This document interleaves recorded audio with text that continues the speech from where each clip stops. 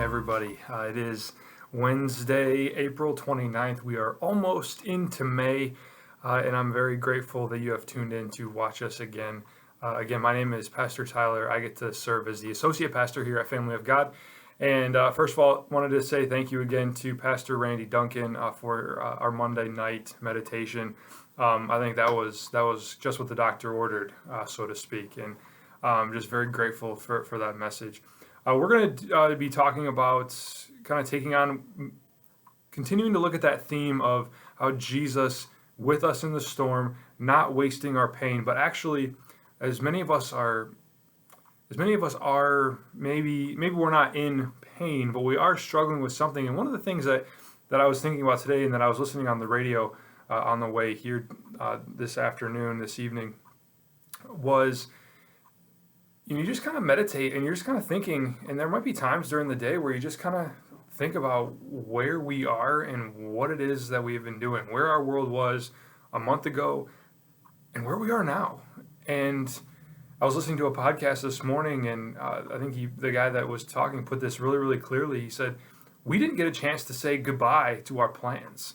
We didn't get a chance to say, he said, to have a funeral for the things that have passed away, for the things that have gone by the wayside. All these plans that we have made during for the spring, for the summer, whether you're in school, whether you're working, whatever that may be, we haven't had a chance to really grieve for our plans. And as the rain was falling down this morning, I started thinking about one of my the cornerstone passages, I know for me and probably for a lot of other pastors, from Isaiah chapter 5. Not 5, Isaiah chapter 55. When we read that God's ways are not our ways. And as we think about how we're lamenting, we're mourning over these things that we wanted to do. I had travel plans. Brandy had plans to go to school. Many of you have had plans to interact with friends and to come to Family of God and regularly be here and interact with people. We had all these plans. And just at the snap of a finger, those plans go away. And Pastor Hill and I have been spending a lot of time over the last couple of days just trying to figure out what is it that God is doing? What is it that he is trying to make us aware of so that he can further his ministry here? And I just wanted to share a little bit of encouragement with you, whether you're a pastor and you're struggling with this just like I am, or if you are somebody who is just really having a hard time with the fact that we're not able to do the things that we're doing. So Isaiah chapter 55, beginning at verse 6. I'd encourage you to follow along or just to listen. Maybe just listen, because when Isaiah is speaking, Isaiah the prophet, so many of the prophets, actually all the prophets in the Old Testament, the words that are being recorded, these are things that were actually spoken. These words are designed to be heard. So Isaiah writes here as we listen. Isaiah chapter 55, beginning with verse 6. He says, "Seek the Lord while he may be found. Call on him while he is near." I think that, first of all, you dive right into that and you go, wow, God, where are you? You're right here. He's right here. We just talked about this on Sunday. Call on him while he is near. He is never closer to us than when we are suffering. He is always drawing closer to us. He says, "Let the wicked forsake their ways and the unrighteous their thoughts. Let them turn to the Lord, and he will have mercy on them. And to our God, he will freely pardon, for he will freely pardon." And then he gets to this verse here, verse 8. He says, "For my thoughts are not your thoughts, neither are your ways my ways, declares the Lord. As the heavens are higher than the earth, so are my ways higher than your ways, and my thoughts than your thoughts." We always talk about all the time how, God's plan is different than mine, and God's thoughts are not mine. Thank goodness that they're not. But we read this again, and it's a confidence booster for us that we may have had all these plans moving forward, but God's got bigger plans. And I've seen this in so many people's lives. I've seen families come together even tighter. I've seen people we talked about this a couple weeks ago, people in our community that have rallied to serve other people, people who are spending more time in God's word, people who are spending more time with the things that truly matter instead of worrying about, what their flight is going to cost to go on vacation, or worrying about where am I going to, do this, and the other thing because I can't travel. God says, your ways are not mine, and mine are so much better. And the reason is that because God has a design and a plan for us, and that's to return to him. That's to be he invites us to be in fellowship with him, to receive his sacrament, to receive his word. And we know we can't really do the sacrament right now, but we can read his word, and that is just as fulfilling and just as life-giving as the sacrament. Then he gets to chapter 10, and this is my encouragement, especially if you are a pastor and you are reading this, because this has always been a comfort for me. Isaiah chapter 55, verse 10. As the rain and the snow come down from heaven. Again, I was thinking about this morning as the rain was pouring down. As the rain and the snow come down from heaven and do not return to it without watering the earth and making it bud and flourish, so that it yields seed for the sower and bread for the eater, so is my word that goes out from my mouth. It will not return to me empty, but it will accomplish what I desire and achieve the purpose for which I have sent it. So, pastor friends, if you are wondering if you are doing effective ministry, remember that it's not our ministry to begin with. This is God's ministry. God has chosen us, many of us, for reasons that we cannot even fathom.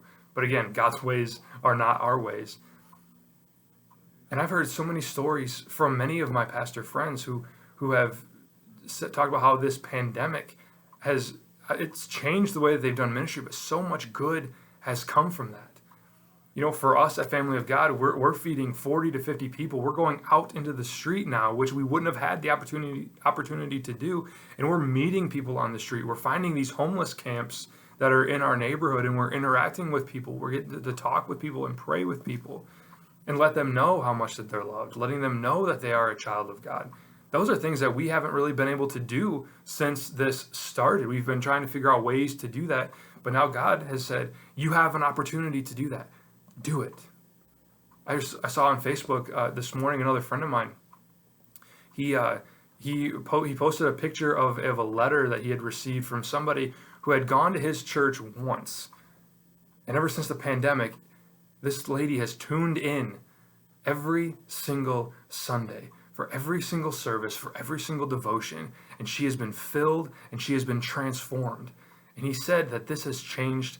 It was such an uplifter for him. And you think about the opportunities that wouldn't have happened. She may not have been comfortable coming to church because of whatever may have been going on in her life. A lot of people think that we're not worthy to go into a church.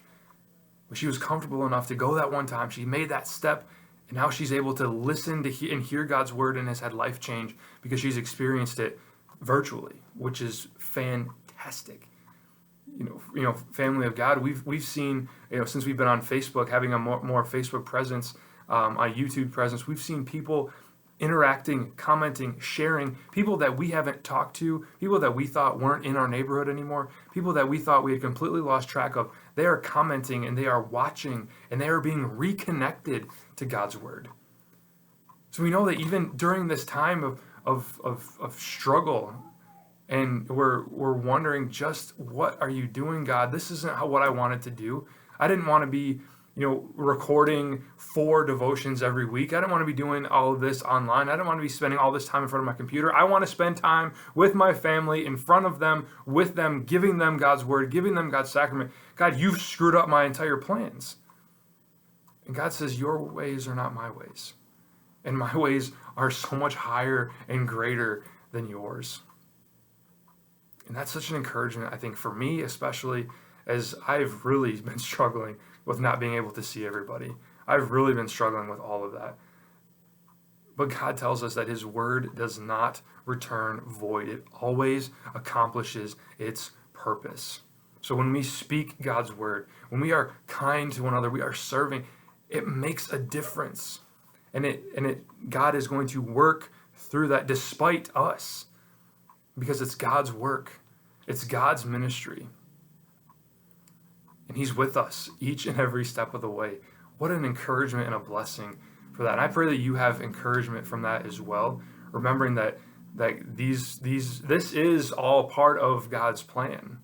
God is working through this, whether he's working to change your heart, to change your posture, to transform you from the inside out, whether that's finding new avenues to interact with new people. God is working. God is making himself known to the people wherever they are, whatever state they're in. And that's such a blessing for us. If you have prayer requests, I'd encourage you, please put those in the comment box. I would love to pray for you today. Remember, you can always call this number here for somebody to pray with you. I pray that each one of you have a great rest of the week. It's supposed to be a beautiful weekend. We're getting ready down here at Family of God to serve upwards of 150 people, and we are excited to see each and every one of them, even if it is just for a short while. God's blessings to each and every one of you. The Lord give you peace. Amen.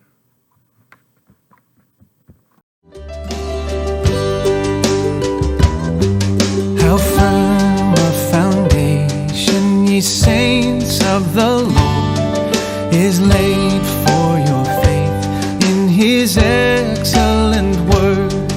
What more can he say than to you he hath said? To you who for refuge to Jesus have fled.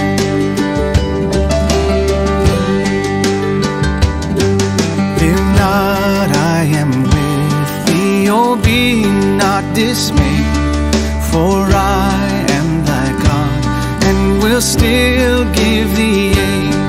I'll strengthen thee, help thee, and cause thee to stand, upheld by my righteous omnipotent hand.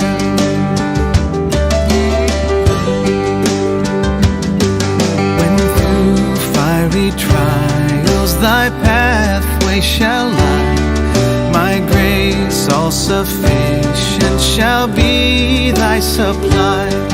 The flame shall not hurt thee, I only desire thy dross to consume and thy gold to refine.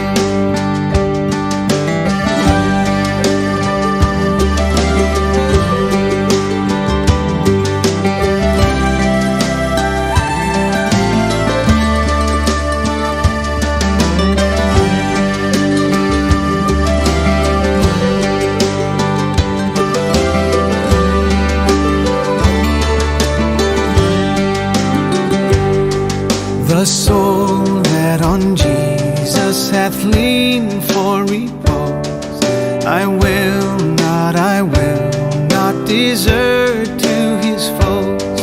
That soul, though all hell should endeavor to shake, I'll never forsake. That soul